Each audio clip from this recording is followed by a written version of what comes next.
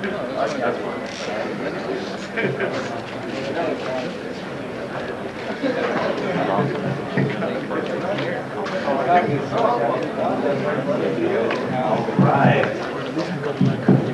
are very pleased and proud to introduce the members of Dreamwave here, so let's give them a round of applause.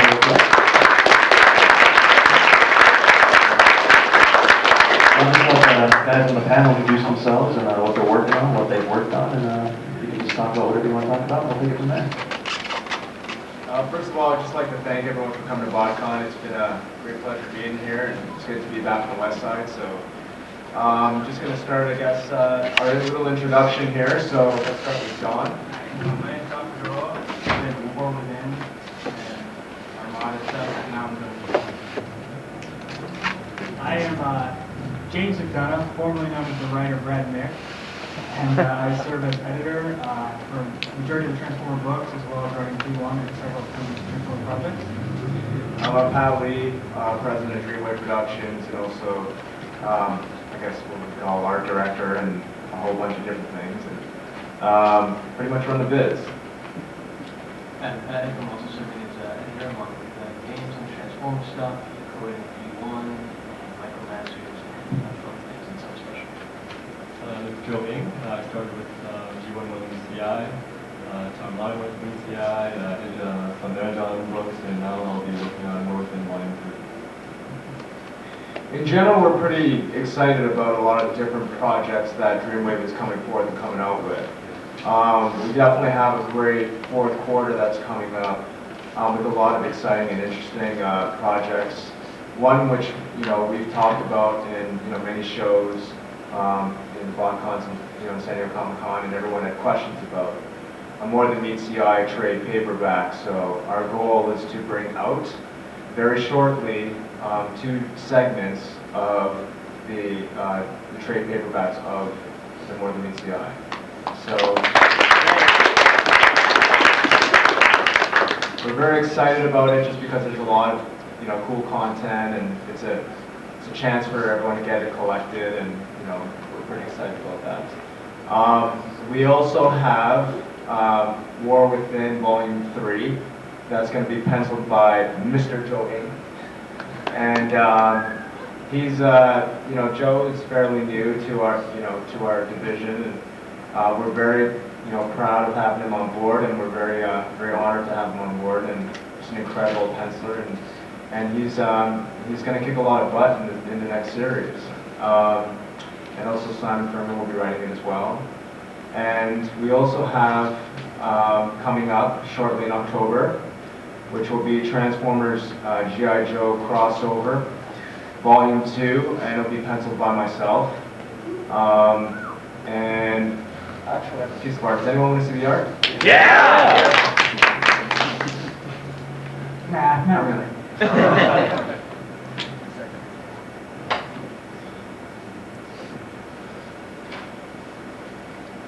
don't know.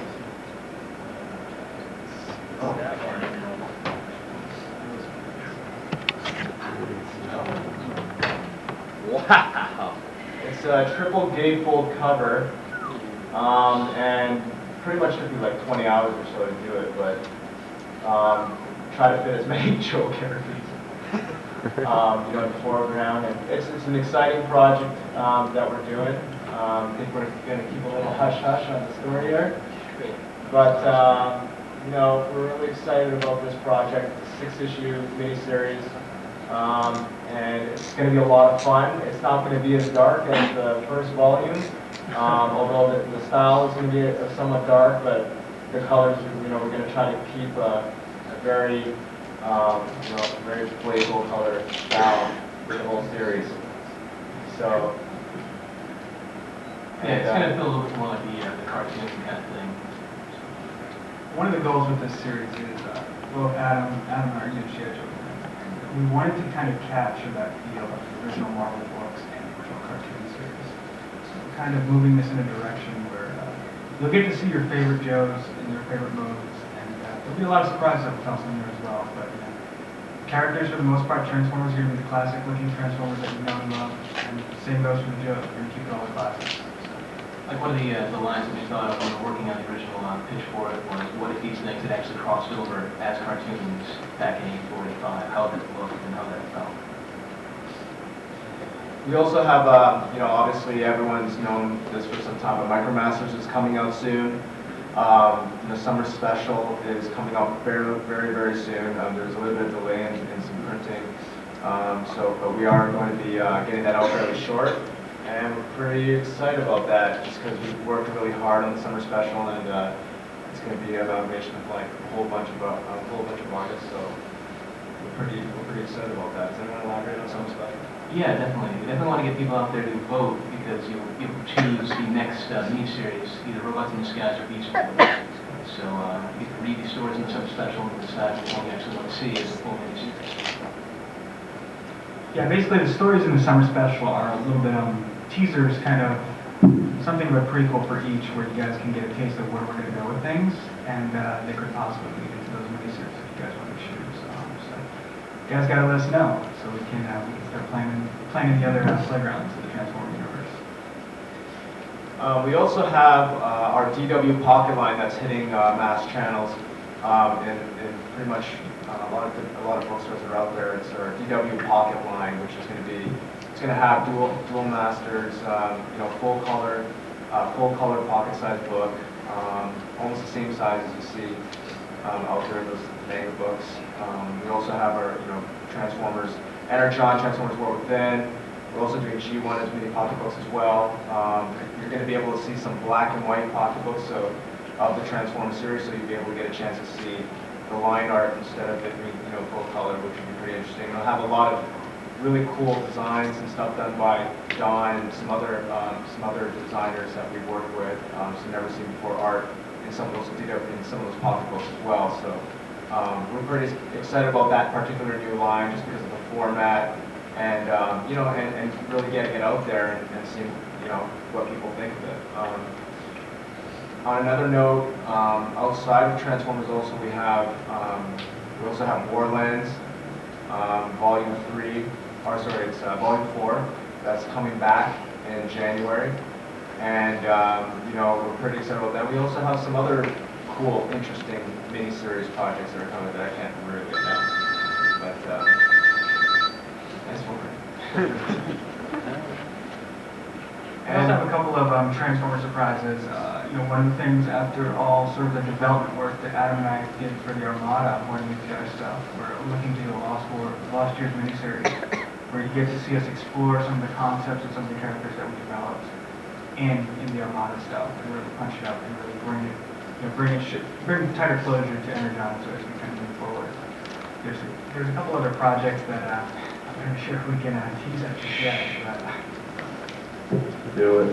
Do it. Do it! That's what we want to know. Well, one thing to remember is 2005 is a very big year in Transformers mythology. So don't be surprised to see us pull out the stops if a certain Chaos Breaker decides to show up, and especially if it gets pretty hungry. And I guess, Joe, do you want to elaborate on War Within at all, like in terms of what your goal is, artistically or creatively? For War Within, I want to add more blacks and stuff, more dark.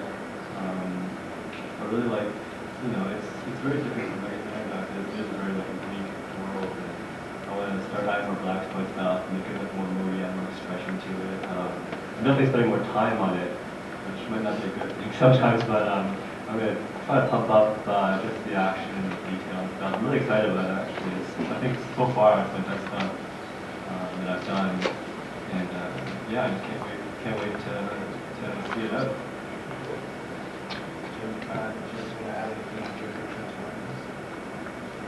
JoJo's Transformers is definitely the one I've been waiting for a long time.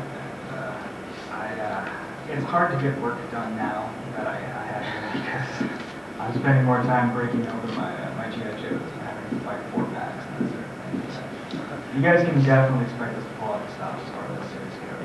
As well as we're going to definitely keep the momentum going with G1. We've gotten a great response on that book, and we're very happy that you guys are into what we're trying to do there, and we're only going to keep that going.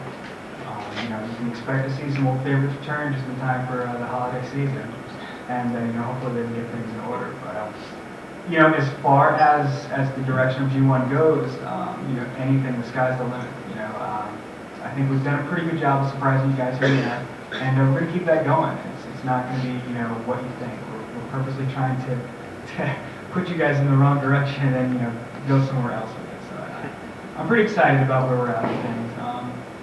In particular, after we wrap up the Sunstorm issue 6, which is, I'd probably say, my favorite issue that I've written to date. I'm very happy with that issue, and I think that'll be pretty cool. And hopefully, you guys will feel the same about that. We get to play with a lot of more individual characters such as Sunstreaker and Sideswipe, so we'll have some good stuff going on for you guys. I guess at this point, we're going to open the floor for questions. Feel free. This guy was first up. So. I got a question for you guys. When you were starting to write okay, this is directed to Brad mostly. When you were starting to write the G1 series, I was wondering, did you pull any inspiration from any other Transformers G1 stuff, like the cartoon, the earlier Marvel comics, the toys, stuff like that? Definitely, there was inspiration there, particularly the movie, which I think is probably to date one of the best forms of Transformer media. There's certain nods. I mean, the way I handled Shockwave was very much in the tone of the way Bob Budiansky used to handle him back in the day. I made sure, it's kind of to give it more of a contemporary feel and twist to it. But yeah, definitely, the way I approach is I want to keep things, I also had noticed that you'd also made Ultra Magnus like he was in the toy, a white version of Optimus without his armor on. Yes, that was one of my favorite moments there, and I was pretty satisfied with the reaction on that. I don't think anybody saw that coming. I did it, that's for sure. That's what I like to hear.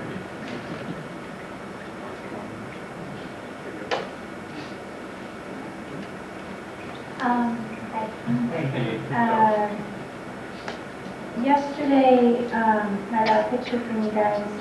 You said the new one comics coming up is focusing on Jazz, Sunstreaker, and Sideswipe. I was wondering if you could get a little bit of a tidbit. Yeah, they're going to go on a bug hunt, so to speak. And Don's working on that issue right now. I actually saw some pages last night that were pretty cool. And yeah, it's going to be a fun story. It's going to be a 2-issue little story, kind of. We don't want to keep everything as these sweeping, massive arcs where you get tired. We're going to have some quick, fun stories, and it's going to be fun, but it's going to be very character-defining. And I think when that story arc is done, I think people will view kind of the relationship between Sideswipe and Sunstreaker in a different light. I think it's definitely one of the primary goals for that. Adam, care to add anything to that? Well, it's pretty cool. It's also been eating up a lot of our time with it, so we definitely want to make it the best it can possibly be in terms of Sideswipe and Sunstreaker, because we've never really seen that relationship explored as the whole brother thing, like realistic brother behavior with each other, so it's definitely one thing that we're adding in. Plus 2 words, Marissa Fairborn. When does the crossover take place? G.I. Joe, Transformers G.I. Joe? Transformers G.I. Joe will take place in the year 1985.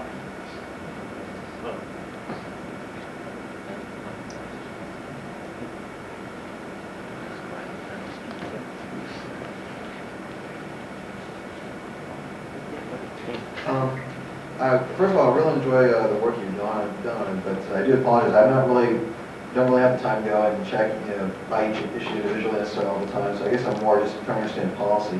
I usually go and pick up the trade paperbacks, and I'm trying to figure out what am I missing. I mean, are things usually, and I apologize, I'm not a comics connoisseur or anything like that, but are most issues collected all in trade paperbacks, or are there things that are going to be missing? Like the summer special, I guess I'm not really sure what it is, but I understand it's some extra story type thing. I mean, where can I find stuff? Where can I find stuff easily accessible, and where do I go to just sort of make it simple enough to get instead of sort of trying to hunt down each individual episode and then I have time to do it? Well, the trades are a good thing. I'm not a big fan of trades, but I make sure that when we do our stories that we can kind of fit them in a trade. As far as half issues and 0 issues and even like the summer special, that stuff we generally try to keep exclusive to those books, so that there's added incentive for fans to get that and take care of that. And, it brings back that cool feel like back from when we were kids about getting a comic and trying to take care of it. But for the most part, the regular series will be collected, the limited series will be collected. But it's very important, I think, as fans to support the comic as it comes out. It's difficult in the industry right now. I think a lot of people wait for trades, and I think that adversely affects sales of certain comics, but on our end, as far as the trades go, Adam and I have definitely made sure to, and I think you've seen this with the One Piece trade, is add the Easter eggs, because a lot of thought goes into this, and I pride myself on spending a lot of time, both Pat, myself, and Don as well, and making sure that there is something there is some substance to the stories we're doing. So it's very cool with your trade to kind of dedicate that backspace, that extra space to kind of give the fans like our mindset and where we're going with things and what we wanted to do with those books. Right, that's like the added bonus for the trades, whereas the individual issues will occasionally have a backup story that might not get reprinted, so you have an incentive to actually get the individual issues too. And obviously, the individual issues have to be supported for there to be trades. Can I just make a follow-up? I guess my follow-up comment on that, I think that's perfectly fine. I just have trouble understanding, I guess, what goes where, I guess. Part of that is part of, covers. I mean, I try to identify the covers of the books and just try to pick up everything. And I'm comfortable with picking up individual issues where need be, or even if as I can, like some series, I'll get all individual issues, I guess. But I guess maybe on the website, could y'all maybe list what's out there, or even just, I guess I get confused. I mean, there's like a monthly highlight of what's out there. Yeah, I think Dreamwave at this point is trying to revamp their website, so there's actually going to be a better checklist of them, so they can definitely keep track. Because I know it's confusing, and part of when I came aboard with Dreamwave, one of my goals was to make sure all the Transformer books, differentiated themselves. A lot of feedback I got from people, mainstream people were like, I love Transformers, but I don't know which one I want. There's like 10 different books, and I'm not sure, is this the one I want, is this one I want? So we're definitely making sure via logos and via, promotion-wise, we're trying to make sure that people know G1 versus Armada versus whatever. And we've even gone as far as to kind of go to old school with including, captions in the first page of our books now to say, Generation 1, this is what it's about. Armada, this is what it's about. Anything we can do to help things out. But, definitely the Dreamwave website would be a great reference point. There's a great checklist on there. You can keep up to date and stuff. And, we're trying to work tighter with the various news groups and, industrial publications to make sure that they can cover it and they know where we're at least too, so it's not confusing for you guys. I just want to say thanks, guys, for coming out again this year. Dreamwave has really took off since day one. This last year, it's really stunning with a lot of stuff you've done. Like the work you did for Armada with as many cons who had no personality in the show. The comic was so much more better than the show. It's not even funny. But one question, a couple of comments. Last year, issue 3 or 4 had just come out of More Than Meets the Eye, and I had asked about Fortress Maximus and Spike was pictured, but there was nothing in the blurb about him or anything. Do we see anything by the end of the year or coming up with the headmasters and that art? You're going to see Fortress Maximus, but actually we've seen him pretty soon. You'll be seeing Fort Max in a week or two. That's right. Yeah, you'll be seeing the big guy. And where is the official tally between Beast Wars and RID? Because I'm voting for RID, but I'm just wondering what the official count is right now. Well, we haven't actually started tabulating that because the summer special ballots haven't hit the stores, but it should be a few weeks after that, we'll have a better idea of it. And actually, we've done a little research already via some other outlets, and it's a lot closer than we thought. So, I mean, it's definitely a situation where, you guys definitely, if there's something you're looking for, hop in there and get the word out. And actually, to backtrack, it's another question. Sound like you're a big Spike with Wiki fan. You can actually expect to see him in G1 pretty soon, like towards the end of the year. It'll be a little reunion, and then a little yellow press. And my last thing is, you put a lot of little Easter eggs in the background, the Till All Are One and the Crimson ink on the Energon cans and stuff. At some point, if you need to add a page to something, can you list all these little background things? I know there's stuff we're missing. Trade paperback. Don and I were talking about that yesterday, and we have a competition who can throw in more Easter eggs into an issue. Yeah. Okay, yeah. First question for Mr. Mick. You've been dropping a lot of really interesting plot threads. Scourge, the Quintessence, Alpha Trion, Shockwave kind of went out without explaining everything. So when do we start getting explanations, and when do these characters start coming back? And gotta read the book, man. I'm an old school junkie when it comes to comic books. I mean, I don't read a lot of today's comics. I read a lot of older comics because that is, in my opinion, when it was done right. And I want to create an incentive for fans to really get involved. I mean, I'm such, you can ask Pat, Don, Joe, they all hate me for this, and Adam as well. It's like I'm obsessive with details. so I have maps and maps of plots. And there's a lot, it's all in there, and it's just a matter of releasing it at the right time. But follow up, I mean, every issue, I think, I read the message boards the other night, and somebody had a great quote. They're like, oh, this is great. He answered one question, but now he made two more for me. So that's kind of the strategy I kind of use. I like to keep things, interesting. I like to keep kids excited. So, I mean, just keep reading, and I promise that all your questions will be answered. I keep reading. Really quick question for Mr. Lee. Who's working on Borderlands Volume 4? That's a secret. Well, the Bell brothers came up to me and asked me if, because they're a big fan of Borderlands, and they wanted to work with some old guys that we've worked with in the past. It's a very Japanese anime, manga-esque style that we're trying to bring.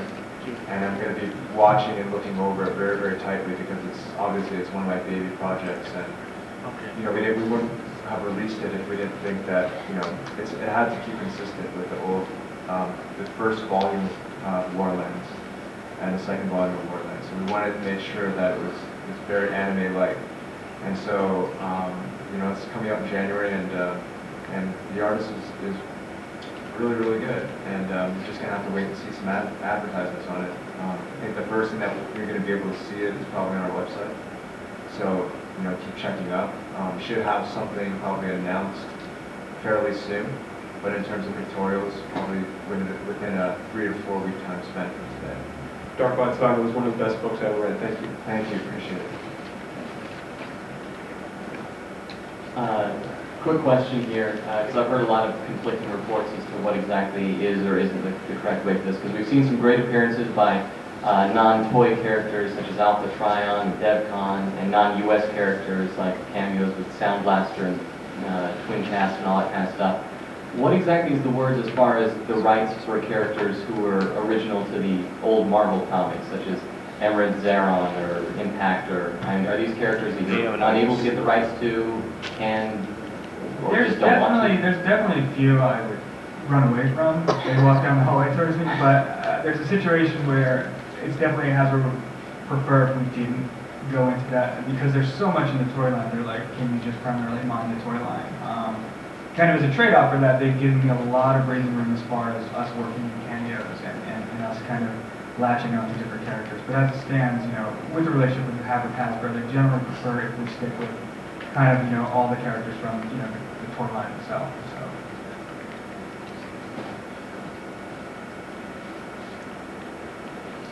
Right up here in the front corner. Yeah, like everybody said, I've been really enjoying, all the Easter eggs, all the thought that went into the storylines.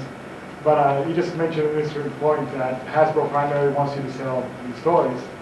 Is there any kind of relationship that you guys have with Takara? Because, for example, Sunstorm is a Takara exclusive toy, yet it became such a prominent character. Yeah, like I said, I try to see what I can get away with. There's a couple more tricks up my sleeve, and I think the guys are generally surprised about what I can sneak in there. The thing with Sunstorm was, and I know Hasbro kind of followed after us, but they were like, well, they started releasing a lot of Sunstorm stuff. But I had checked ahead of time because I said, if we're going to do a new series, I think we need a new character. And I said, I don't want to do a retread of someone else. I want to do something, to show where I'm at and where I want to take the series. And Hasbro was really cool with like, okay, you can do what you want. And it was definitely, I just latched on to the Sunstorm concept. It applied to a lot of stuff that Adam and I had developed as far as the universe and timelines went in regard to clones and that sort of thing. So it kind of worked itself out, and Hasbro seemed really cool with it, and they were very happy after the result, after the initial response. Actually, that has brought another point to my mind. There are the reissues out there for Generation 1 right now, and Binotech alternators are on the same thread, but what kind of influence does Hasbro have? Because this is a, G1 is a toy line that is no longer there. There are some figures available, but what kind of control do they exert on that? They are, I would say, 99.9% hands-off. It's an incredible relationship. They're very cool with us. I think they've only asked us to change one thing at one point, and that was a while back. I had in that famous Sunstorm Jetfire wrestling match. Actually, we had Don had drawn Sunstorm kicking Jeff in the nuts. They didn't like that so much. They asked us to change that, even though he got a space shuttle on the next page. So, I mean, that was the only thing I think I've ever had to change. I mean, working with Hasbro has been terrific. I mean, they couldn't be much more helpful as far as just letting us do what we want. All right, got one almost in the same spot here. There'll be a Super Deformed Styles spoof of Transformers. Adam? Oh yeah, let me field this one. I think actually we're discussing doing some humor-based stuff in the back, so an added bonus, like a one-page strip every once in a while, so it might pop up.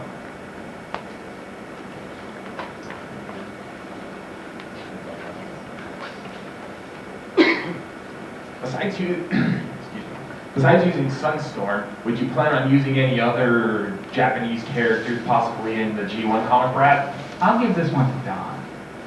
I just use Ricochet when it's just the toys coming around. And maybe the other reasons I call it. Maybe background patterns.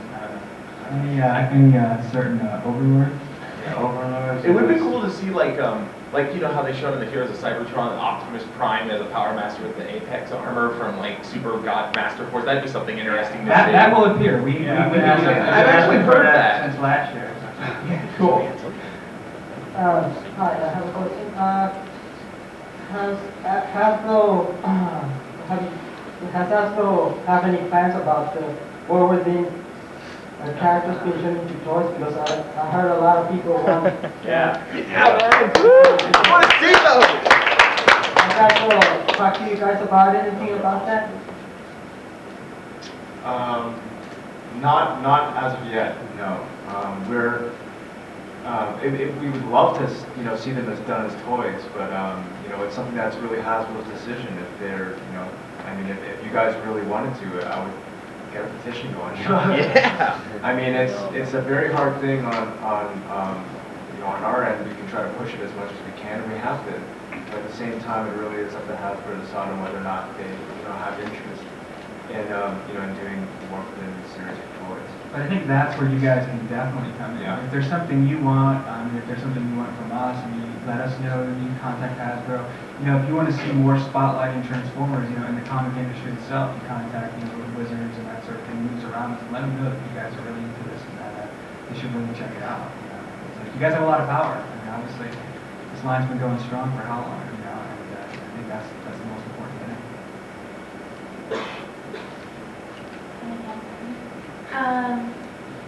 You mentioned earlier that you're possibly with Unicron, and also like in your Marta fits comics, excuse me.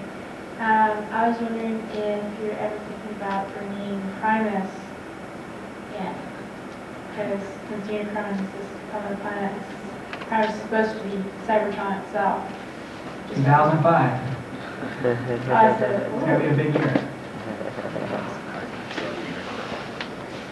I remember that in one issue of Armada you had G1 Galvatron show up, and that got me thinking, and I was wondering if you have any plans for having any really large arcs with intergenerational storylines happening at all. A large arc and intergenerational storyline. 2006. Told you, we think about this stuff way too much. Good thing or bad thing? My question kind of builds on that. Just from the business end side of things, what's sort of the development phase? Like, say you've got this idea today. How far along would it take to actually implement in terms of seeing the book on the stand, that type of thing? Generally, 6 months is what we prefer. Sometimes a year, but generally we've been playing pretty fast. We have a really solid team up here. Everybody's a huge fan of the Transformer stuff. We're all, not necessarily experts, but we all know what we want from it, and we know the characters well enough. Where we kind of sit down, we toss some stuff, and we get moving.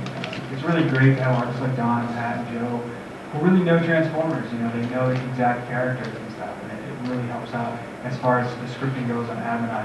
Because then we're able to, we're able to go nuts because we know these guys are going to nail it, and that's a great feeling. You can let your imagination run wild. So it really is. We're pretty fast. Well, I guess what's the rate limiting step there? Is what takes the most time? The plotting, or the drawing, or is it just sort of all of this going on at the same time? Or Yeah, generally we kind of keep things going at the same time. I mean, Adam and I will sit down and get some dev running and make sure that things are solid, they fit within the continuity, and we definitely get a voice and a theme for what we want a series to talk about and what we really wanted to accomplish. And we kind of throw it to these guys. I mean, these guys are all wizards. I mean, these guys draw so fast. I can't believe it sometimes. It takes time on all ends. I mean, as a writer, it takes time to develop a story, develop, the concept idea with the entire team. It's a lot of work just on the writing end, but at the same time, it really depends on the particular illustrator. Some artists can do page a day, and some artists can do 4 pages a day. It really depends on the experience that you have, and it depends on how quickly and efficiently. As long as for us, we tend to move very quickly, but as long as the quality is there, that's the most important thing. If we find that the quality is not going to be there, then we'll backtrack and we'll make sure that before we go to press, we'd rather a book have high quality, and be a little bit late. So that's the most important thing to us as a company. We stand to put out quality product, and we hope that you guys have seen that within the books that we produced so far. I had a question about the technical side of things. I was just wondering, of course you guys are comparatively new to this, but like compared to 20 years ago, when Marvel was doing their comics, if there's anything technically different about, I mean, I guess you still draw them on paper, you still color them that way, or is there computers involved where they weren't 20 years ago, or just kind of things like that? Yeah, I think computers is a huge factor in terms of speed. Like the lettering, like 20 years ago, it was all done by hand, or cut and paste and stuff, and the coloring was all watercolor and using all those color inks. Now the computer just speeds things up so much quickly. I'm not sure about the printing, but I think even up the print process, it's all digital. So I think, yeah, definitely computers helps out a lot. And also, I don't know, I find it gives more room for penciler actually to add more detail. I don't know, there was a message board where someone was asking as to why, I guess, a lot of art, or Transformers art even now, it's like so much detail to it. I think it's just because the pencil has more time to do it because it's so much quicker for a color-to-color page or letter-to-letter day. That's my view. From definitely, yeah, like what Joe said, from a coloring perspective, it does make things a lot quicker, more efficient. You can do quite a lot more than what we did 20 years ago. And the programs that we use is Photoshop and Painter for coloring. And Photoshop is a lot quicker if you want something for speed, or if you want something that's more natural and you'd like it to come out more naturally. But that's going to take a lot longer to produce. You can use Painter 7 or Painter 8 program. So, but both programs are extremely amazing, and it's hard to say what's better than the other just because they're both extraordinary. Yeah, now that you've started using some of the movie characters, you think you're going to use any of the villains, like Scourge, Cyclones, Patyk? Most definitely. Actually, I think Patyk makes a Dreamwave debut in the summer study. In issue 0, there was a hint to Cyclonus, actually, a little bit. Not to mention of Scourge during War and Peace. Now, the last question was that, so now that you've had Furman and Wall in the series, do you think you're going to be able to get the same caliber as yourselves come to the books? Like Wildman? Yeah, well, definitely. I mean, Joe Ing will be stepping up with War Within 3 again. Yeah, I'm looking forward to that. Joe's just one of the hot guys. And in the future, we definitely want to play with, especially in the realm of War Within, with keeping kind of the old school and the new school fusion there. I've spoken with Jeff Sr. and that sort of thing. But those are guys we want to talk to and see, how they would look if they attacked one of our books and kind of this comparative comics.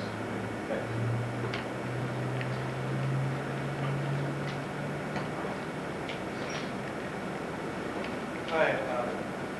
Hello. Hi. I'd just like to know how has working with Transformers, actually making the stuff for the fans now changed in any way, daily life, or how you interpret Transformers? How is it still a hobby to you guys? Is it just work, or Now, what is the Transformers to you now? It's a dream come true for Adam and myself. We were talking about this last night. That's a cool ring. It's definitely, it's a dream come true. I mean, it's not work. I mean, it's so great to do this. It's so great that the response has been, that people like the book. That means so much.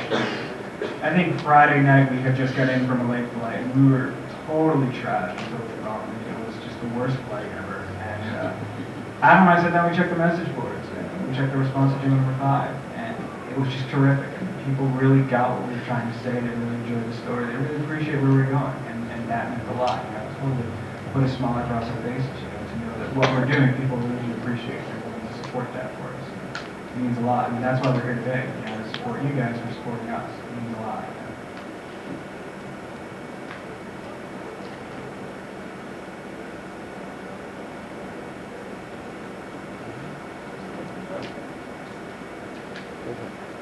I have a question in the back. Any more than Meets the Eye series coming out? From Carl Hartman. We're gonna definitely, as far as the strategy for More Than Meets the Eye, for everything, every top portion of the Transformers universe that we approach, we'd like to release a More Than Meets the Eye companion. I think it's very helpful for the fans, and they're very helpful for the mainstream fans as well to have like this reference. And it's a great opportunity for us because we spend so much time doing development work as far as the universes go and as far as the timelines go, and making sure everything syncs up and that we don't kind of just shove something out. That More Than Meets the Eye allows us to put that down on paper and let fans have a little guide that can show them where we're taking things as far as the universe goes. So you can definitely expect to see things as far as Ridge, Beast Wars, etc. We got to see a lot of the early G1 characters, and now we're going to get to see the Micromasters. Are we going to get to see any of the other late G1 people, like the Pretenders and the Power Masters and random other little guys? Someday we'll see the Pretenders. It's going to be awesome. It's definitely going to be, I guess it's not going to be like anything you've ever seen before for the Pretenders. It's definitely, we're taking a new approach to it.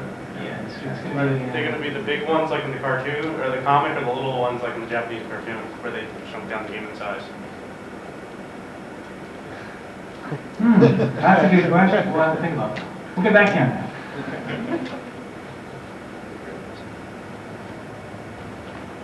You guys have anything more to add?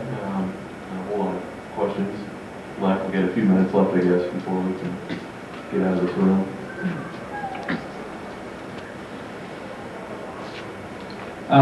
My question is, what is the typical timetable for putting out a book? Say when you do G1, I don't know much about the comic industry, but how long does it take? Obviously you have the concepts and you have your timelines all starting to build, like you said, 6 months in advance. But from the time, say, okay, we're going to start penciling to get to written and inked and finally out to press, what's the timetable on that? It usually takes approximately, well, to produce an entire book usually takes a month and a half. But we usually try to give ourselves leeway time before it hits the stamp about, before it goes to press, about 4 months.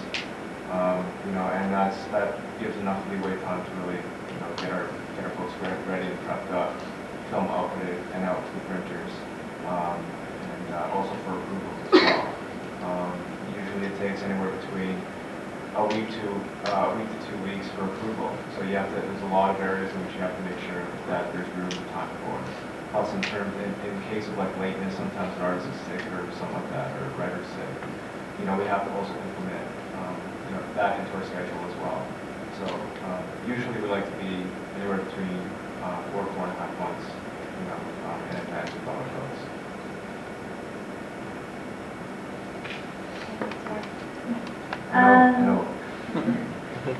I was wondering what your opinion on fan fiction is, and if you've ever considered basing a comic after that plot. I think, I tend not to read much because I don't want to swipe anyone's ideas or anything, so I kind of steer clear of that sort of thing. I think that's terrific. I think that's great. Obviously, that these characters have touched people enough where they want to, create their own stories with them. So I think it's great. It's a great exercise in people's creativity and lets them explore things and have fun with these characters. I think we have a fantastic veteran.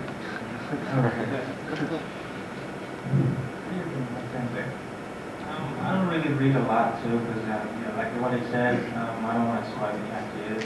So, but it's cool if you guys can do it. Maybe you guys can use later on to get it creative.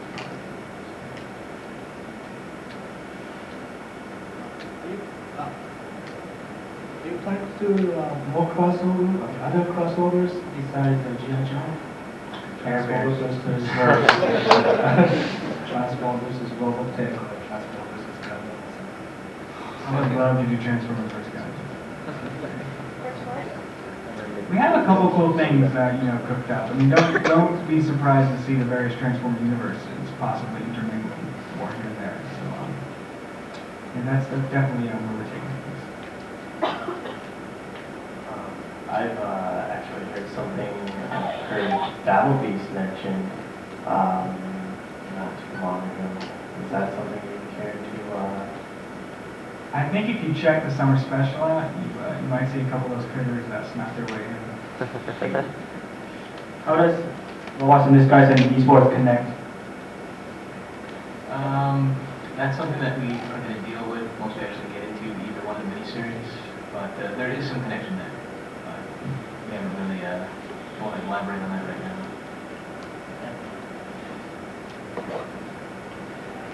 Do we see the four horsemen of Unicron and Energon? Like later in the series? I don't think there are any plans for them to show up just yet, but we'll check in with Simon with you and see what he's got cooking. When you do a profile book like More Than Meets the Eye series, how much do you consider that to be really set in stone, or is it more of just a guideline? Is it something you feel that later you can contradict if you decide to change things around, or is it pretty much what you decide to go with? Well, I think the point is to give the basic taste, to give you a basic feel. I mean, obviously, characters can evolve and they can alter slightly. So, I mean, your characters will grow as opposed to More Than Meets the Eye. That was the goal of that was to give people a basis and not to overly define things. Because then if you know all the answers, why would you buy the ongoing book, right? So we definitely want to make sure it's so set in stone that we can't navigate around it. I have a question about, all of you were obviously fans for many years of the show and all that, but who was the one who actually sat down and was like, I'm going to bring these all back? Who did you have to go to? Was it hard to sell, grab all the people? Pretty much, this is a really weird thing, but at that time, James was at Wizard Entertainment, and we were collaborating together on a project, and he had come up to me and said, hey, would you be interested in doing like some Transformers gig, what we're going to do, bring back the 80s nostalgic properties, but we're just going to splash page. So I was like, okay, that's cool. And Joe Matt had taken Teenage Mutant Ninja Turtles, and G. Scott Campbell took some Matt G.I. Joe, and I was like, okay, well, I was left with Transformers, and I was like, okay, that's cool. So I did a piece for them, and from there, everyone just started, Wizards started getting emails, and they started getting letters, and fan art and stuff saying, they wanted Dreamwave to do Transformers. So pretty much we decided, we said, hey, this is an interesting concept. Why don't we, since we're all big fans of Transformers, why don't we just put together a packet for Hasbro and see if they're interested? So, we sent our stuff to them, and pretty much every single packet that they've received had Dreamwave Productions doing the art. So then Hasbro was just like, well, what's the point of having one person or one, other companies do it? Why don't we just go straight to the source, and that's Dreamwave. It was a great collaboration with Hasbro. They felt that we were the right mix creatively, and from there we just sprung board, and we were all excited about doing it. We just all gathered together and celebrated, and it was phenomenal with the amount of popularity that the amount of people that picked up our books, the amount of the passion that we brought into the projects that we delivered to you guys. We were very passionate ever since I was like 10 years old. I was drawing Transformers comic books, and I'll probably publish that sometime soon. It's been seriously, it's been an honor to work on Transformers, just because I never really thought as a child that I could do it professionally. and to be able to hit a 250,000 sales and beating Spider-Man off the #1 charts. I mean, that's a big thing for a small publishing company to fix. And I'll never forget where I come from. I'm very grateful for, everyone who's picked up, our books, because without you guys, we're not a company, because you guys are what make us. And as long as, you guys keep picking up our books and we have a passion to, deliver the story and the content, then, we're kosher, and we'll just keep producing Transformers books. So that's kind of a little bit more detailed than the question you asked. That's kind of that was kind of how we got Transformers like this. What about the non-toy rated, the toy rated Beast Wars characters? Are you going to be including them in your strip? If we go Beast Wars, there's going to be a lot of surprises, and it's going to tie into the cartoon. Like, that's our official continuity, so we're sticking with that. But you guys are going to be really surprised by what we're doing. Summer Special's got 3 of them. Surprise. With the various story arcs you do for G1 and the other licenses, about how many stories or characters end up never getting used? As far as G1 goes, definitely my goal is to get every character that's ever appeared in there at some point. They might not get a full arc or anything, but I definitely want to get more characters in there. I've even gone as far as to bring Bumper into the stuff, like almost a non-character. But I want to make sure that all those characters do get spotlight at one point in time. I see G1, and I think Pat and Adam agree with me on this one. It's sort of like Avengers. It's a team of heroes. It's a large team of heroes. It's not just about Optimus Prime. It's not just about Megatron. It's about this whole universe full of these characters. And Captain America leaves for a while. There's somebody else to pick up the slack, and there's somebody else there who's going to grab the spotlight. Do you guys know any of new characters or their disguises for the 2005 Cybertron series? I do, but I can't do that. Top secret. You know one really, really, really well. Yeah. If I knew I could, I'm not sure.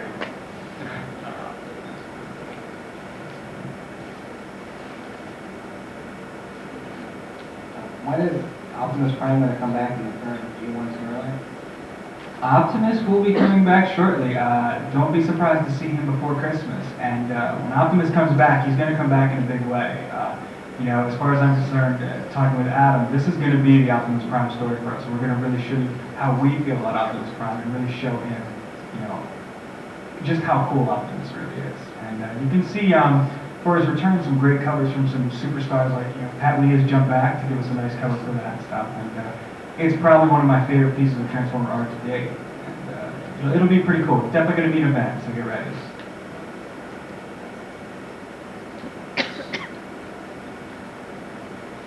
Anyone else have any more questions?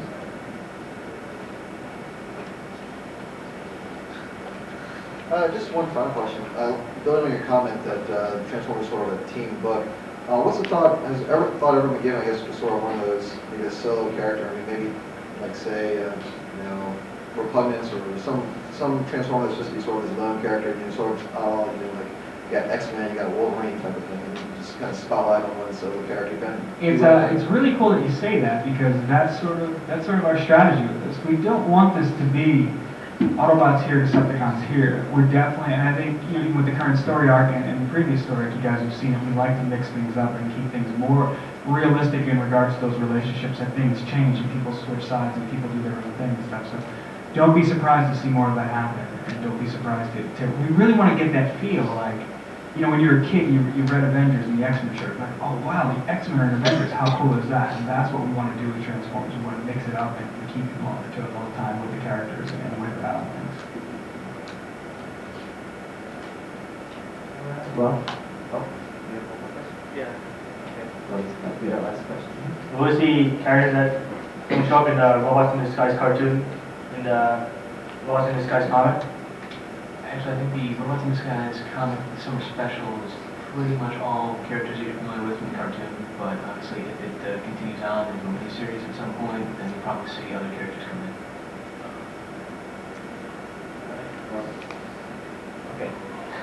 probably be our last question. Gotta make it a good one. All right, well, I don't know if it's that good, it's not really a question. It's kind of a comment. You were talking about how you're a fan of 80s nostalgic comics and kind of going back to that feel. And I really appreciate that because that's brought me back into the comic scene. From when I was a kid, I was reading the old Transformers, and I didn't read comics all the way through the 90s until the Dreamwave Transformers. But something that I kind of miss that on the covers, I used to really miss sort of the nostalgic thing would be like, Revenge of Bruticus, where you had the typeface that sort of told you about the story about it. And now the covers the artwork's great, but now the covers are nice and clean. I just kind of miss that. So this is sort of a comment. Yeah, that's definitely something we've all talked about at the studio. We've all brought that up, and I have to admit, there's been a lot of times where I've written cover blurbs, but sometimes I see the art, right? I'm just like, I'm so blown away by what these guys do. Like, I don't even care.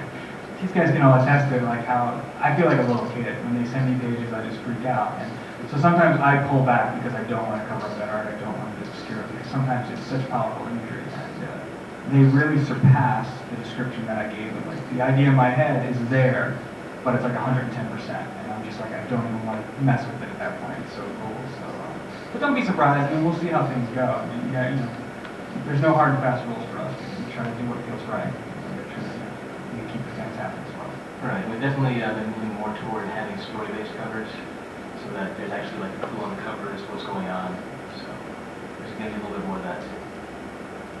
Well, thank you very much. The artwork is it's amazing. And then the time schedule that you guys have, that you mentioned,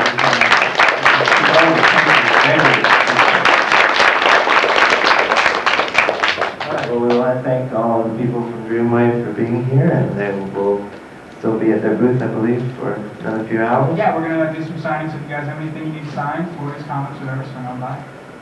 All right, so we're going to wrap up this panel, and the final panel will be at 4 o'clock. That's 45 minutes from now, and that's the BotCon Productions Organizers panel. And the other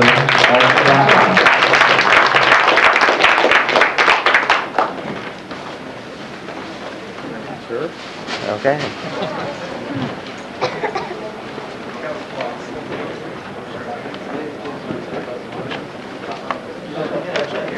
Yeah, well, we don't have anything.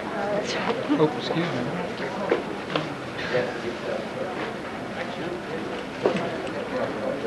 Might still have